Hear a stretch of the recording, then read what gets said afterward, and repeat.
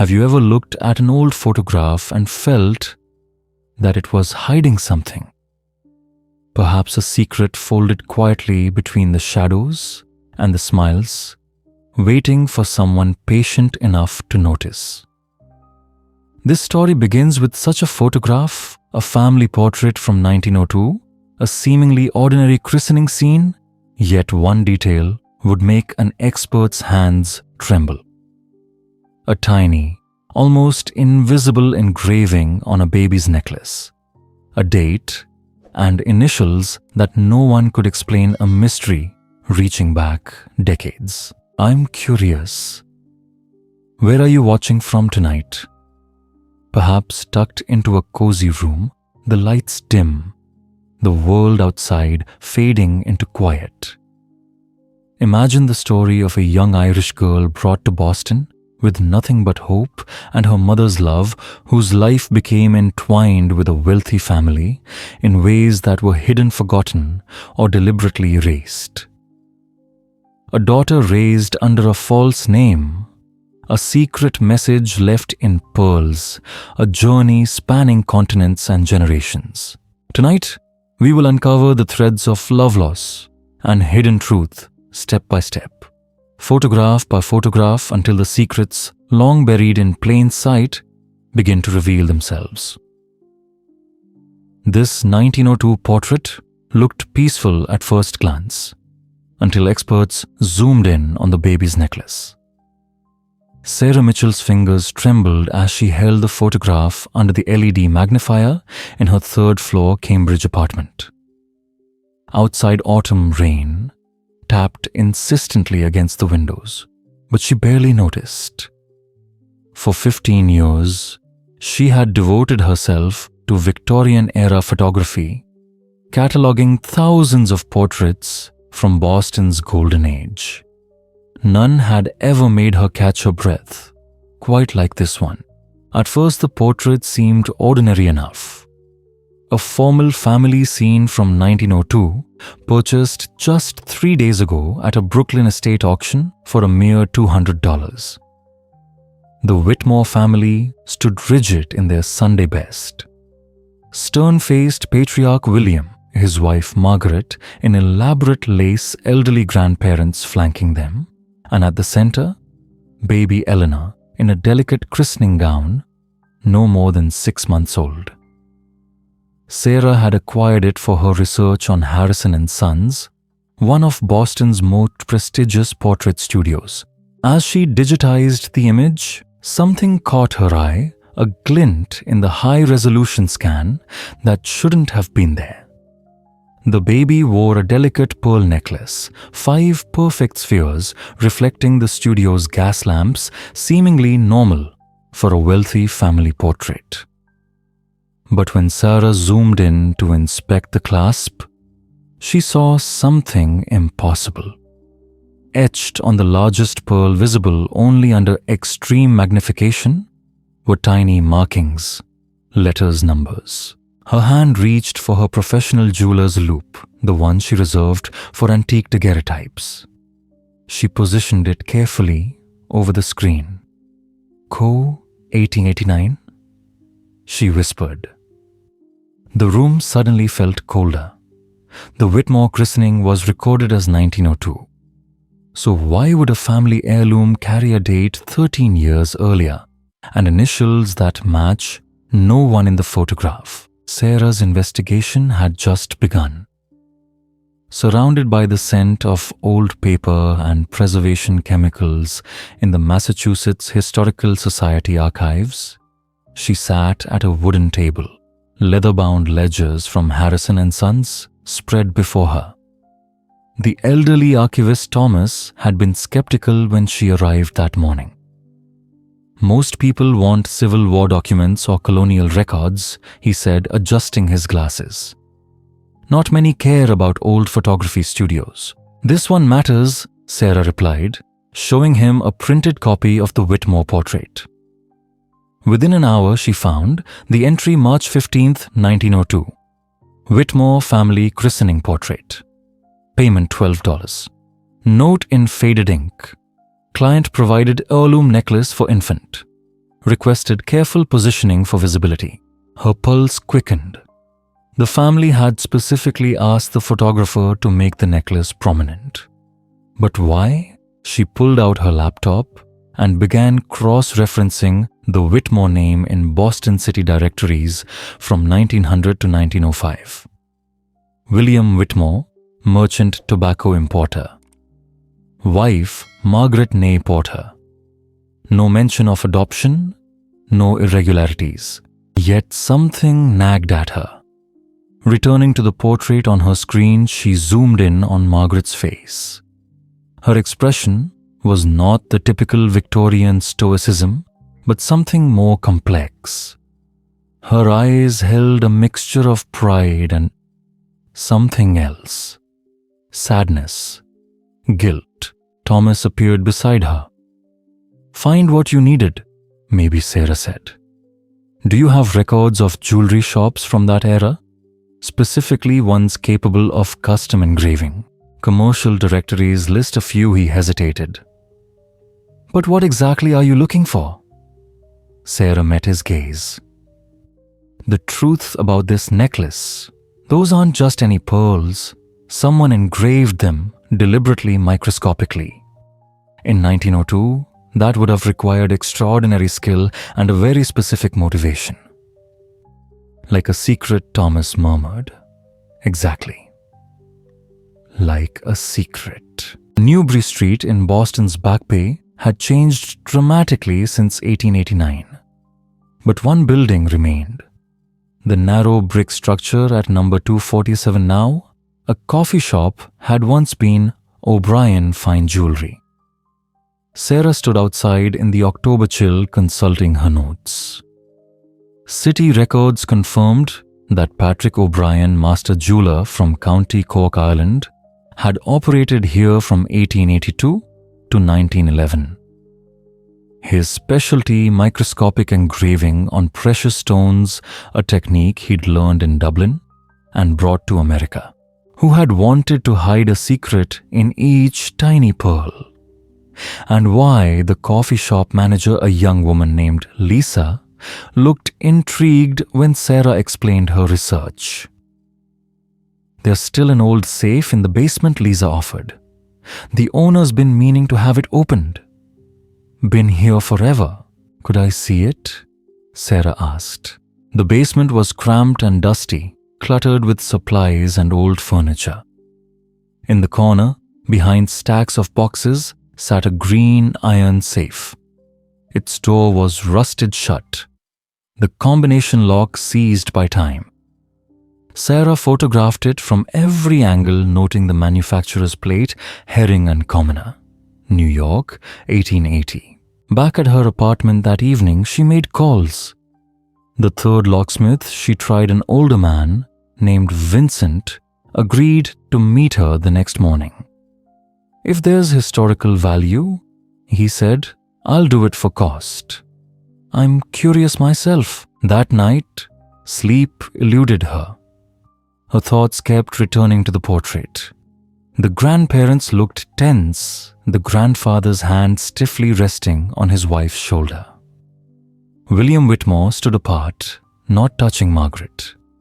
Only she held the baby, and that necklace, 5 perfect pearls, rested on Eleanor's christening gown like a weight she could almost feel. Sarah pulled up immigration records, searching for the initials and date etched on the pearls, Co. 1889. The database was vast, but she filtered for Irish immigrants, female, arriving in Boston. At 2:47 a.m., a name appeared. Catherine Alley, age 19, arrived alone from Cork in July 1888. Occupation, domestic servant. Last known address, Commonwealth Avenue, the same street where the Whitmores lived. The New England Historic Genealogical Society stood on Newbury Street, only 3 blocks from where O'Brien's jewelry shop had once operated. Sarah arrived at 9:00 a.m., armed with her findings and a growing sense of urgency. Patricia, an older research librarian, listened intently as Sarah explained. Irish domestic servants in wealthy Boston homes. Common story, Patricia said, leading her to the immigration terminals. But one who disappears? That's different. Within minutes, they found Catherine O'Malley's complete immigration record. Born 1869, Cork City, Ireland. Father Sean Ali Fisherman, deceased 1887. Mother Bridget O'Malley died in childbirth. No siblings. Orphaned young, raised by an aunt who died in 1888, prompting her immigration. Sarah murmured. She had nothing left in Ireland. Completely alone. They searched Boston city directories. In 1889, Catherine Ali was listed as domestic employed by the Whitmore household, 428 Commonwealth Avenue. Sarah's hands went cold. She had worked for the very family in the portrait. But after 1889, there were no further records, no marriage certificates, death records, census entries. She simply vanished. This happens sometimes, Patricia said gently. Young immigrant women, especially domestics. If something happened, it wasn't always documented. Some returned to Ireland, some married and changed names, some died without proper records. But the necklace, Sarah insisted. Those are her initials, Co. And the date she disappeared, 1889. Why would the Whitmores have her jewelry 13 years later, placing it on their baby? Patricia paused, then spoke softly. There's one possibility you should consider. In that era, if an unmarried servant became pregnant and the family wanted to avoid scandal, they'd hide it. Sarah finished the thought herself. Take the child as their own. It wasn't uncommon, especially among wealthy families obsessed with reputation. She stared at the portrait on her laptop. Baby Eleanor born 902 according to the christening record. But what if that wasn't the truth? St. Cecilia's Catholic Church in Boston's Back Bay had served Irish immigrants since 1888. Its stone walls and stained glass had witnessed thousands of baptisms, weddings, and funerals. On a grey November morning, Sarah climbed the steps, hoping the church kept records from the 1880s. Father Michael, a kindly priest in his 60s, met her in the parish office. "We maintain all sacramental records," he said, pulling leather-bound volumes from a locked cabinet. "What dates are you researching?" 1889, specifically for a Catherine Ali. His finger traced down the baptismal register births, baptism's notations in careful script, then stopped. Here, April 7th, 1889. Infant baptized. Name Mary Catherine. Mother Catherine O'Malley unmarried. Father not recorded. Sarah's heart pounded. Is there anything else? Any notes? Father Michael turned the page carefully. In the margin, in different ink, a single-line child given to family care. Mother departed parish. God protect them both. Departed, Sarah whispered. Not died. Departed. The wording was deliberate. Father Michael nodded thoughtfully. If Catherine had died, the record would have said returned to God or deceased. Departed meant she had left, presumably alive. With or without her child, the note confirmed that the baby was placed into family care. In those circumstances, it usually meant adoption. Formal or informal. Sarah pulled up the Whitmore portrait once again. Could the baby photographed in 1902 at her christening actually be that child from 1889? Could the family have falsified the date? Father Michael studied the image, his gaze quiet and careful. Wealthy families sometimes restaged sacramental photographs years later, he said, especially if the original circumstances were complicated. It gave them a proper family portrait without questions. So Eleanor Whitmore could actually be Mary Catherine Ali, Sarah whispered. Catherine's daughter raised as a Whitmore, the truth known only to the family. And perhaps, Father Michael added, pointing to the necklace Catherine left her daughter, the only thing she had those pearls etched with her initials, and the year she said goodbye, so that her daughter would always carry a piece of her real mother. Vincent the locksmith worked for 90 tense minutes on the antique safe in the coffee shop basement. Sarah and Lisa watched breath held, listening to the ancient tumblers click into place. Finally, with a deep, metallic groan, the door swung open. Inside, the contents were remarkably preserved, leather-bound receipt books, business correspondences, and a wooden tray of jewelry-making tools. Vincent carefully removed each item, placing them on the cleared table. Here, he said, handing Sarah a worn leather journal. This looks personal. The journal belonged to Patrick O'Brien. Its pages were filled with entries about custom orders techniques and client notes. Sarah's hands shook as she turned the brittle pages, searching for 1889. She found it May of that year. The handwriting was rushed, emotional. Today Catherine came to my shop. The poor girl in terrible distress. She worked for the Whitmore family on Commonwealth Avenue. She is with child, unmarried, and the family has decided to take the baby as their own to avoid scandal. Catherine will be sent away once the child is born. She begged me to help her leave something for her daughter, some proof she existed, that she loved her. Sarah's vision blurred with tears. Lisa leaned closer, equally moved. The entry continued. I engraved her initials and the year onto 5 pearls from her mother's necklace, the only possession she brought from Ireland. The work took 3 days using my finest magnification tools. The markings are invisible to the naked eye, but they are there. Catherine said when her daughter is older, someone might discover them, might tell her she was loved. I charged her nothing. Some things are beyond money. A later entry dated June 1889 read, Catherine came for the necklace today. She held it and wept. Tomorrow she leaves for New York, where the Whitmores have arranged work for her at a textile factory. She will never see her child again.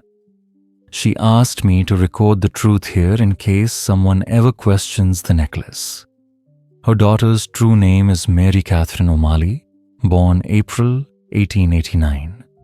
May God watch over them both. Sarah looked up at Lisa, and Vincent, tears streaming down her face. Even in despair, Catherine had found a way to hide the truth in plain sight. The New York Public Library's Municipal Archives occupied a vast building in Manhattan. On a cold December morning, Sarah took the train from Boston, carrying photographs of Patrick O'Brien's journal entries on her phone, and a determination to trace what had become of Catherine O'Malley. The reference librarian David helped her search New York immigration and employment records, focusing on the textile factories of 1889. There were dozens in the garment district, he said, pulling up digital databases. If she came through proper channels, there should be something. They found her Catherine Ali, employed at Riverside Textile Mill, Lower East Side, August 1889. Weekly wage $4.50. Residence a boarding house on Orchard Street. Sarah traced her employment through the years. She worked at Riverside until 1892, then moved to Superior Garment Company. Her wages slowly increased, her responsibilities growing with each order. She changed boarding houses twice, always remaining in the crowded immigrant neighborhoods. Then, in 1894, something changed.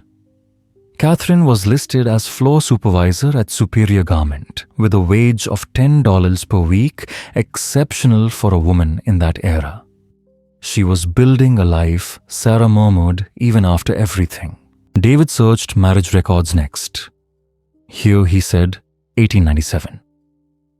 Catherine O'Malley married James Murphy, also from Ireland, a carpenter. Witness signatures suggested a small, quiet ceremony. They had children of their own, 2 sons, born in 1898 and 1900. City directories showed the Murphy family moving to a better neighborhood in Brooklyn by 1902. Sarah felt an overwhelming sadness. Catherine had rebuilt her life, created a new family. Yet, she had never forgotten her first child, the daughter she had marked with an invisible message of love. The trail of Catherine Murphy, née Ali, ended in 1923. Death certificate, age 54, caused pneumonia. Survived by husband James and their 2 sons, Patrick and Sean. Sarah whispered to herself, she never saw Mary Catherine again. Never knew if her daughter ever discovered the secret of the necklace. David, the librarian in New York, nodded.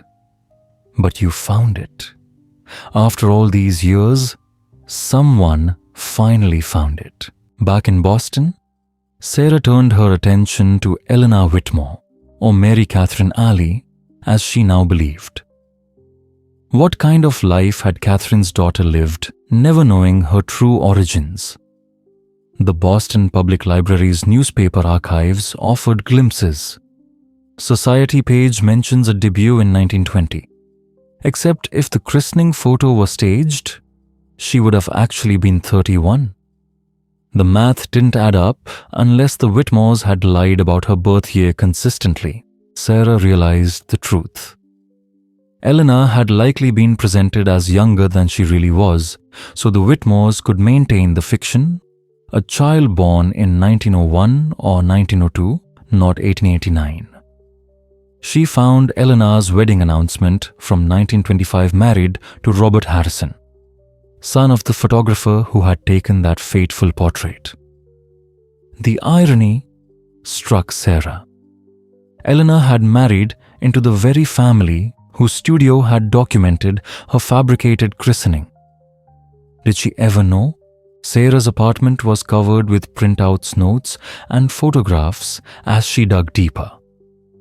Eleanor and Robert had 3 children between 1926 and 1932, lived in Brooklyn, ran a successful photography business, and were active in Boston's arts community. Eleanor passed away in 1974, the obituary stating her age as 85, though in truth she was far older. The obituary praised her as beloved wife, mother, and grandmother, passionate photographer and advocate for women's education. Remembered for her kindness, creativity, and the way she made everyone feel seen. Sarah stared at the final line. The way she made everyone feel seen. Had Eleanor somehow intuited her own story? The hidden truth of her origins? The life erased by secrecy? Sarah traced the family further, eventually finding a granddaughter, Jennifer Harrison, living in Salem, Massachusetts. After drafting and deleting countless emails, Sarah finally wrote one. Dear Ms. Harrison, I'm researching a historical photograph and believe I've discovered something important about your grandmother's past. Would you be willing to meet? Jennifer welcomed her into a restored colonial home, the converted barn serving as a photography studio. A woman in her 50s with kind eyes and streaks of grey in her auburn hair greeted her. Your email was intriguing, she said. My grandmother's past is something our family treasures. She was remarkable. Sarah's throat tightened. What I've discovered might be difficult to hear. She spread the evidence on the coffee table, the 1902 portrait, Patrick O'Brien's journal, entries Catherine O'Malley's records, and the parish baptismal note. Slowly, carefully, she explained. Jennifer absorbed it, moving through shock, confusion, and finally understanding. "You're saying my grandmother wasn't actually a Whitmore by birth?" she asked. "She was the daughter of an Irish servant, and the family covered it up, I believe." "So," Sarah said softly. "The necklace and the portrait, those pearls were engraved by Catherine Ali, your grandmother's birth mother. A hidden message to show her daughter she existed, that she was loved." Jennifer was silent for a long moment, then walked to a glass cabinet and carefully removed something wrapped in silk. "This necklace has been in our family for generations," she said, unwrapping it. 5 perfect pearls gleamed in the afternoon light. "My grandmother left it to my mother, who left it to me. She always said it was the most important thing she owned, though she never explained why." Sarah held her breath. "May I?" Jennifer nodded. Under her jeweler's loupe, Sarah saw it microscopically engraved on the largest pearl, Co. 1889. "She kept it," Sarah whispered. Eleanor had kept her birth mother's necklace her entire life. Jennifer's eyes glistened. "Do you think she knew about Catherine?" "I don't know," Sarah admitted, "but she treasured the necklace enough to keep it safe. Maybe she sensed something even if she never knew the full truth." Jennifer touched the pearls gently. "Tell me about Catherine. Tell me about my great-great-grandmother." For the next hour, Sarah shared everything she had learned, Catherine's journey from Ireland, her loss, her resilience, her new life in New York, and her death in 1923. Even as she built a new family, she had never stopped loving Eleanor.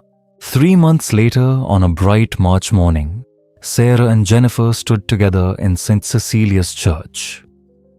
Father Michael presided over a small memorial service, a recognition, not a funeral, to finally honor Catherine Ali and the daughter she had lost. Catherine's sons had descendants still living in New York, 2 of whom traveled to Boston for the service elderly cousins Jennifer had never known existed. The church was filled with photographs. Sarah had compiled immigration papers, the 1902 portrait, images of Eleanor throughout her life, and photos of her children and grandchildren. At the center, in a glass case, rested the pearl necklace. Father Michael spoke of sacrifice, love, and the ways families are built, not just by blood, but by the enduring connections across generations. He read from the parish baptismal record, acknowledging Mary Catherine Ali, born April 1889, who became Eleanor Whitmore and lived a full creative life. After the service, Jennifer approached the display case. "I've decided to donate it to the Massachusetts Historical Society," she said. "With all the documentation you've gathered, Catherine's story deserves to be preserved, to be known." Sarah felt tears on her cheeks. She would be proud. Both of them would be. Outside, spring sunlight warmed the church steps. Jennifer linked her arm through Sarah's. "Thank you for seeing what no one else saw, for looking closer when others glanced past." Sarah thought of that 1902 portrait, how easily she could have catalogued it and moved on. But something had made her look closer, to question what seemed simple and peaceful on the surface. "Every photograph tells a story," Sarah said softly. "But some hide their deepest truths in plain sight, waiting for someone to care enough to discover them." The pearl necklace, engraved over a century ago, had finally delivered Catherine Ali's love across time, a bridge between a mother's sacrifice and a daughter's legacy, between past and present, between what was hidden and what could finally be seen. The portrait had seemed peaceful until someone looked closely enough to uncover the love that had always been there.